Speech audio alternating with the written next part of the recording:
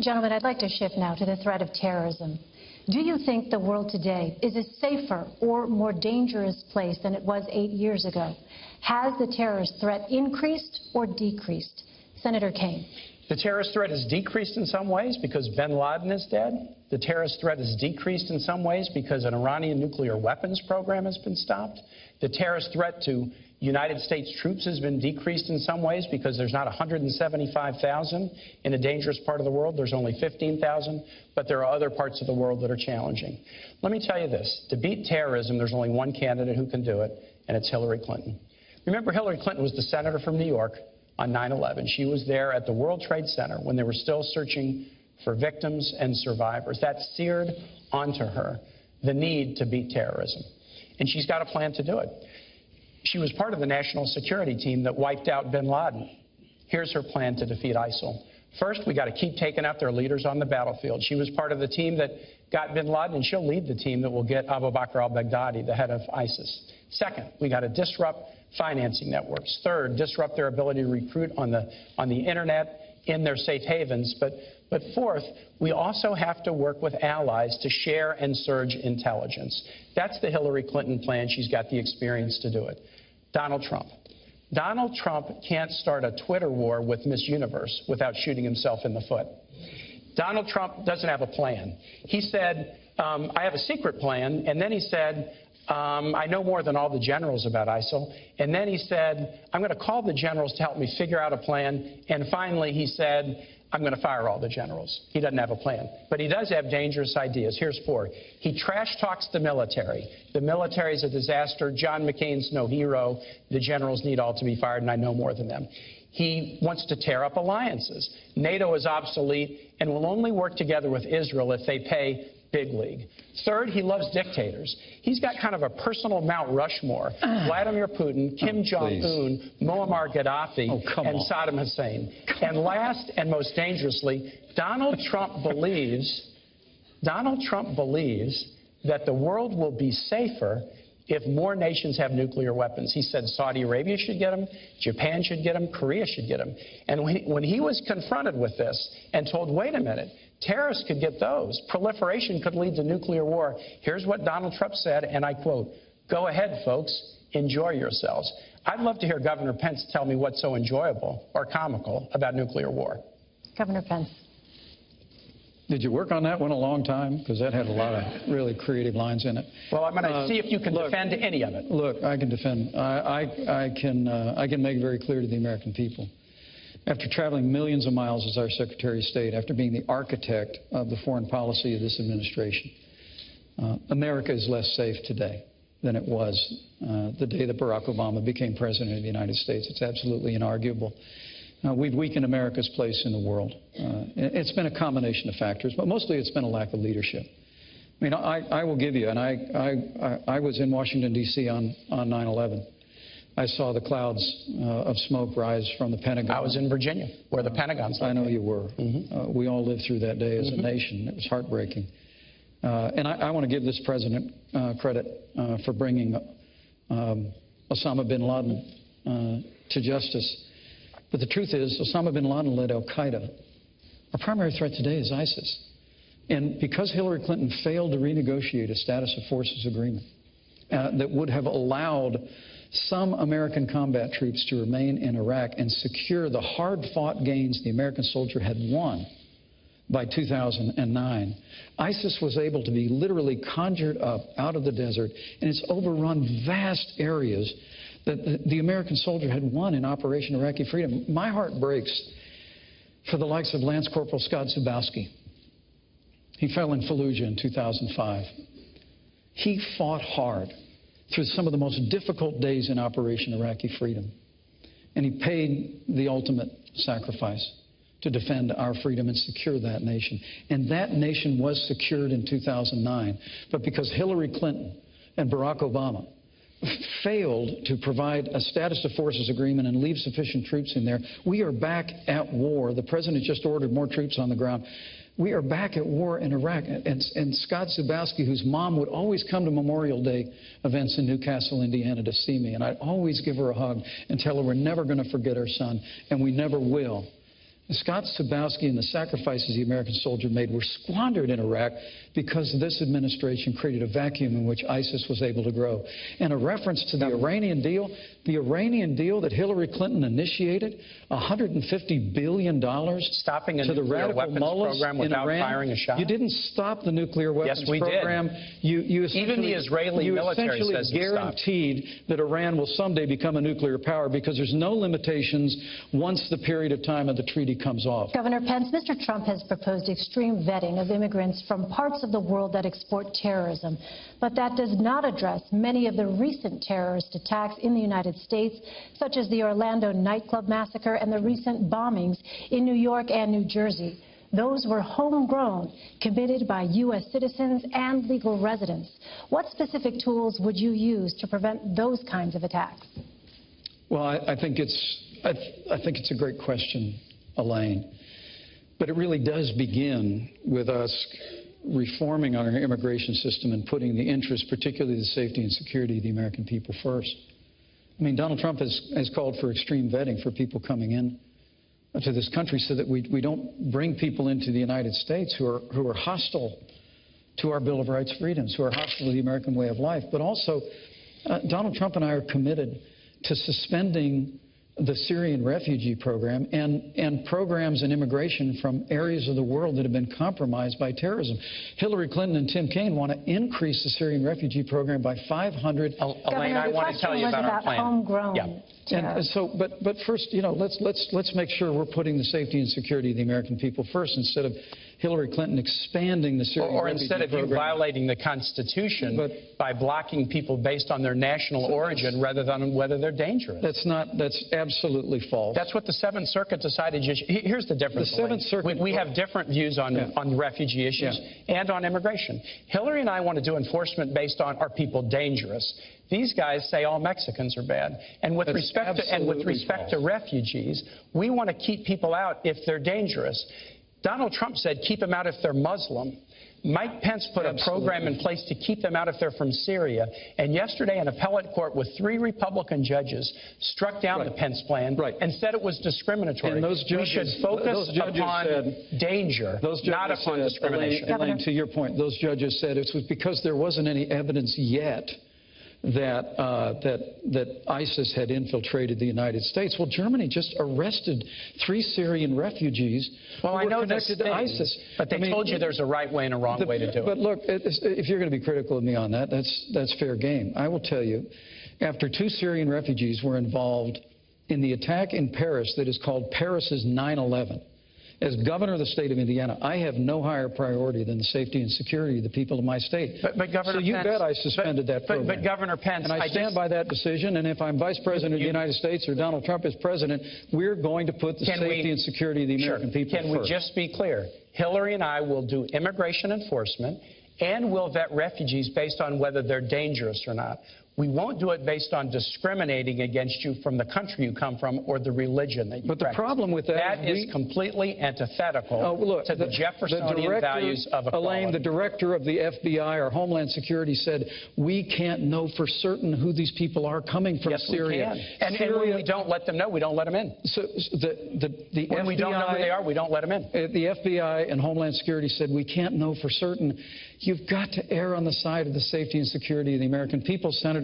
I understand by trashing all Syrians or trashing all Muslims. Senator Kaine, let me ask you this. Secretary Clinton has talked about an intelligence surge. Yes. What exactly would an intelligence surge look like, and how would that help identify terrorists with no operational connection to a foreign terrorist organization? Intelligence surge is 2 things, Elaine. It's 2 things. It's first, dramatically expanding our intelligence capacities by hiring great professionals, but also we've got some of the best intel and cyber employees in the world right here in the United States working for many of our private sector companies. So it involves increasing our own workforce, but striking great partnerships with some of our cyber and intel experts in the private sector so that we can, consistent with constitutional principles, gather more intelligence. But the second piece of this is really, really important. It also means creating stronger alliances, because you gather intelligence and then you share your intelligence back and forth with allies. And that's how you find out who may be trying to recruit, who may be trying to come from one country to the next. Alliances are critical.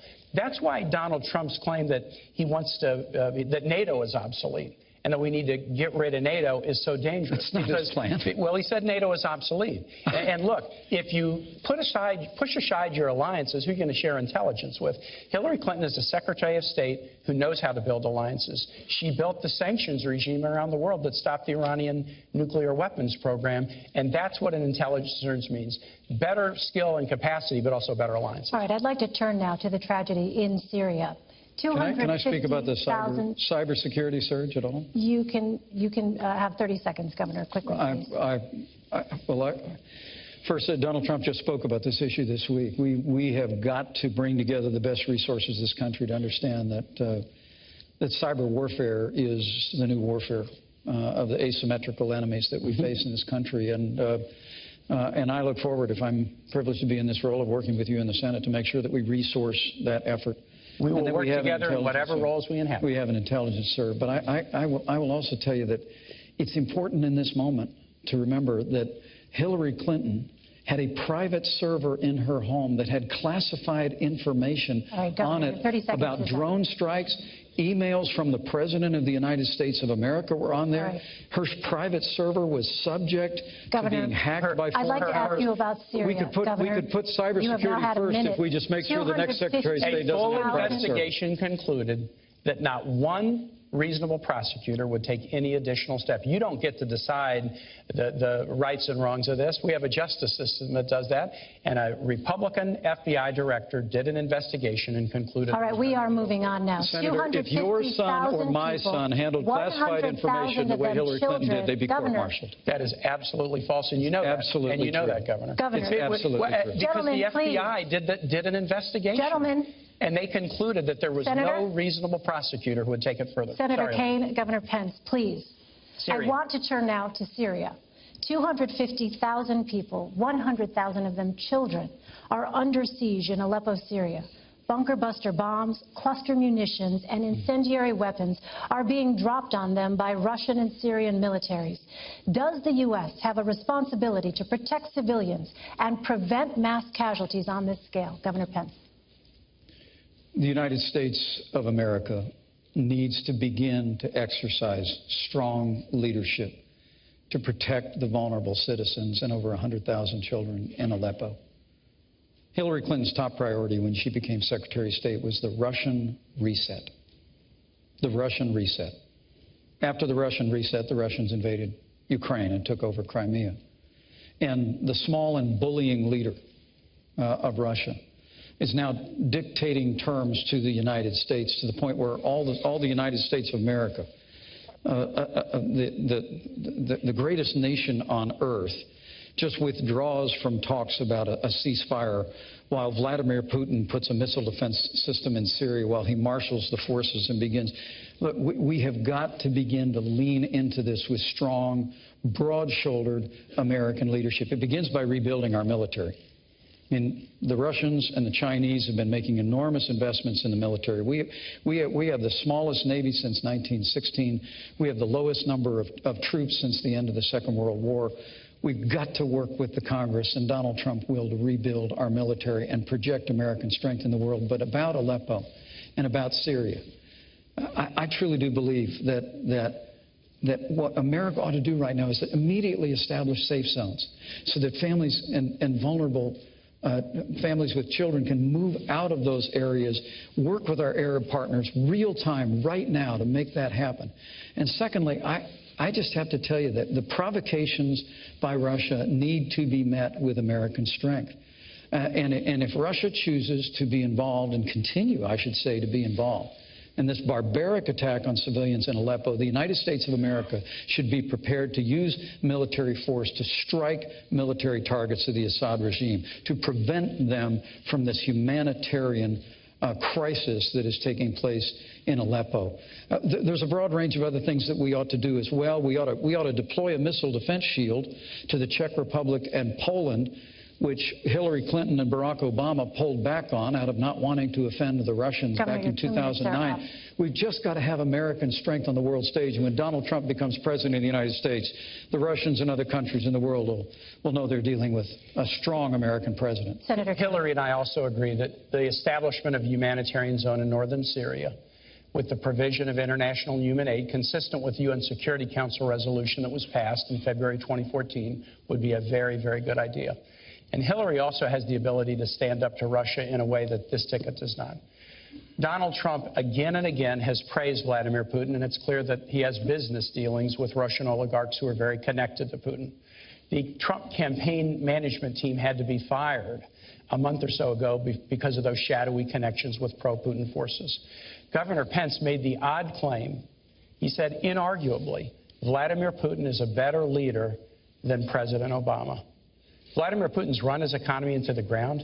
He persecutes LGBT folks and journalists. If you don't know the difference between dictatorship and leadership, then you got to go back to a 5th grade civics class. I tell you what offends me. Governor Pence just said that Donald Trump will rebuild the military. No, he won't. Donald Trump is avoiding paying taxes. The New York Times story, and we need to get this, but the New York Times story suggested that he probably didn't pay taxes for about 18 years starting in 1995. Those years included the years of 9/11. So get this. On 9/11, Hillary Clinton and Donald Trump's hometown was attacked by the worst terrorist attack in the history of the United States. Young men and women signed up to serve in the military to fight terrorism. Hillary Clinton went to Washington to get funds to rebuild her city and protect first responders, but Donald Trump was fighting a very different fight. It was a fight to avoid paying taxes so that he wouldn't support the fight against terror. He wouldn't support troops. He wouldn't support. This is important, Elaine. When a guy running for president will not support the troops, not support veterans, not support teachers, that's really important. And I said about Aleppo, we do agree. The notion is we have to create a humanitarian zone in northern Syria. It's very important. Governor Pence, you had mentioned no-fly zone. Where would you propose setting up a safe zone specifically? How would you keep it safe? Well, first and foremost, Donald Trump supports our troops. Donald Trump supports our veterans. He won't pay taxes. Donald Trump has paid all the taxes that he's... Do you not take deductions? Gentlemen, this How does that work? about Syria. I'd like to... But it is about our troops. Senator, it is about our troops. I understand why you want to change it. I understand why you want to change the subject. I understand why you want to change the subject. And let me be very clear on this Russian thing. The larger question here... Do you think Donald Trump is smart to not pay taxes? What we're dealing with is the... You know, there's an old proverb that says the Russian bear never dies, it just hibernates. And the truth of the matter is the weak and feckless foreign policy of Hillary Clinton and Barack Obama has awakened an aggression in Russia that first appeared a few years ago with their move in Georgia, now their move into Crimea, now their move into the wider Middle East. And all the while, all we do is fold our arms and say we're not having talks anymore. To answer your question, we just need American strength. We need to marshal the resources of our allies in the region, and in the immediate, we need to act now to get people out of harm's way. And exactly how would those safe zones work? How would they remain safe? The safe zones would have to be, as the senator said, there's already a framework for this that's been recognized by the international community. But the United States of America needs to be prepared to work with our allies in the region to create a route for safe passage, and then to protect people in those areas, including with a no-fly zone. But look, this is very tough stuff. I served on the Foreign Affairs Committee for a decade. I traveled in and out of that region for 10 years. I saw what the American soldier won in Operation Iraqi Freedom, and to see the weak and feckless leadership that Hillary Clinton was the architect of in the foreign policy of the Obama administration. Let me come back and talk about... It's deeply troubling to me. That will all change the day Donald Trump becomes president of the United States. Governor Pence doesn't want to acknowledge, Elaine. He doesn't want to acknowledge that we stopped the Iranian nuclear weapons program. He doesn't want to acknowledge that Hillary was part of the team that got bin Laden. He doesn't want to acknowledge that it's a good thing, not a bad thing. That it's a good thing, not a bad thing, that we're down from 175,000 troops deployed overseas to 15,000. But let me tell you what will really make the Middle East dangerous. Donald Trump's idea that more nations should get nuclear weapons. Saudi Arabia, Japan, South Korea. Ronald Reagan said something really interesting about nuclear proliferation back in the 1980s. He said the problem with nuclear proliferation is that some fool or maniac could trigger a catastrophic event. And I think that's who Governor Pence's running mate is, exactly who President Reagan warned us about. Senator, that was even beneath you and Hillary Clinton, and that's pretty low. But do you think we should have more nuclear weapons in the world will make us safer? Senator, Ronald Reagan also said nuclear war should never be fought because it can never be won. And the United States of America needs to make investments in modernizing our nuclear force. But can you defend Donald Trump's claim that more nations should get nuclear to our allies? But let me go back to this Iran thing. I mean, he keeps saying that that Hillary Clinton, who started the deal with the Iranians, prevented Iran from getting a nuclear weapon. That's what the Israeli head of the Joint Chiefs of Staff is saying right now, Governor Pence. That's not what Israel thinks. Gadi Eisenkot, you can go check it. You wouldn't necessarily know that. I know you boycotted Prime Minister Netanyahu's speech. No, I visited him in his office. I visited him in his office. You boycotted the speech. The point is, what this so-called Iran deal did was essentially guarantee. I mean, when I was in Congress, I fought hard on a bipartisan basis with Republican and Democrat members to move forward the toughest sanctions literally in the history of the United States against Iran. And then Hillary used them. We were bringing them to heel, but the goal was always that we would only lift the sanctions if Iran permanently renounced their nuclear ambitions. Let me just mention one thing. They have not, Elaine, let me finish the sentence. They have not renounced their nuclear ambitions, and when the deal's period runs out, there's no limitation on them obtaining weapons. That and the fact that they got $1.7 billion in a ransom payment. We need to talk about Russia very quickly, just astonishing to the American people. 6 times tonight, I have said to Governor Pence, I can't imagine how you can defend your running mate's position on one issue after the next. And in all 6 cases, he's refused to defend his running mate's. No, don't put words in my mouth. All right. And yet, he is asking everybody to vote for somebody that he cannot defend. And I just think that should be underlined. All right, gentlemen, let's talk about Russia. I'm very, very happy to defend Donald Trump. I will give you an opportunity to do that. I'll take them one at a time. More nations should get nuclear weapons. Don't try to defend that. Well, he never said that, Senator. And he has absolutely said it. Saudi Arabia, South Korea, Japan.